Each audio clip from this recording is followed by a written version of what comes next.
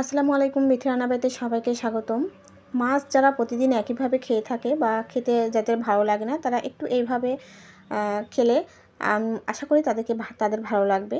তো মাছটাকে প্রথমেই আমি লবণ, হলুদ আর একটু শুকনো মরিচের গুঁড়ো দিয়ে কিছুক্ষণ মাখিয়ে রেখেছিলাম। তারপর ভালো করে মুচমুচে করে একটু তেলে দিয়ে ভেজে নিয়েছি মাছটাকে। ভেজে এখন মাছটাকে আমি উঠিয়ে নিচ্ছি। তো এইভাবে যারা একবার মাছ খাবে, তারা অবশ্যই আশা করি তাদের ভালো লাগবে। তো মাছটাকে আমি ভেজে উঠিয়ে নিয়েছি। তো সময় থাকলে একটু ঠান্ডা করে নিতে পারেন। তো আমার হাতে সময়টা খুবই কম ছিল, এজন্য আমি ঠান্ডাটা না করেই আমি মাছটাকে কাটা ছাড়িয়ে নিচ্ছি। তো সুন্দর করে মাছের কাঁটাটা বেছে নিতে হবে। আমি সুন্দর করে মাছের কাঁটাটাকে বেছে নিচ্ছি। দেখতে পাচ্ছেন সমস্ত কাঁটাগুলো ভালো করে বেছে নিতে হবে। তো সমস্ত কাঁটাগুলো সুন্দর করে বেছে নিতে হবে হাত দিয়ে।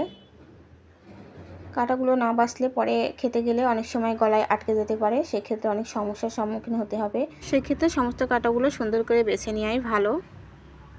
এখন আমি চুলায় চলে যাচ্ছি কাঁটাগুলো বেছে নিয়ে।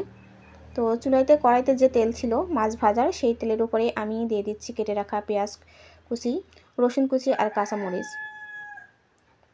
এগুলোকে সুন্দর করে একটু ভেজে নিয়েছি প্রথমে। ভেজে নেওয়ার পরে এখন বেছে রাখা মাছগুলো আমি দিয়ে দিচ্ছি। মাছগুলোকে দেওয়া হয়ে গেলে এখন মাছগুলো পেঁয়াজ রসুনের সঙ্গে কাঁচামরিচের সঙ্গে ভালো করে একটু ভেজে নেব। বেশ কিছুক্ষণ ধরে একটু নেড়েচেড়ে ভেজে নিতে হবে মাছটাকে।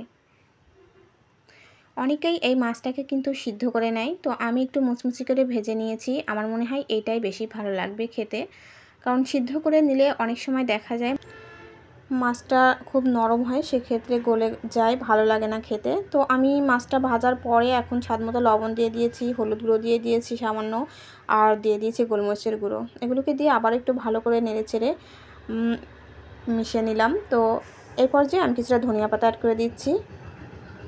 ধনিয়া পাতাটা দিলে ভাজি খেতে বেশ ভালো লাগে, তো ধনিয়া পাতাটা অ্যাড করে দিলাম। এক্ষেত্রে মাছের গন্ধটাও কিছুটা কেটে যাবে, তো খেতে অনেক ভালো লাগবে।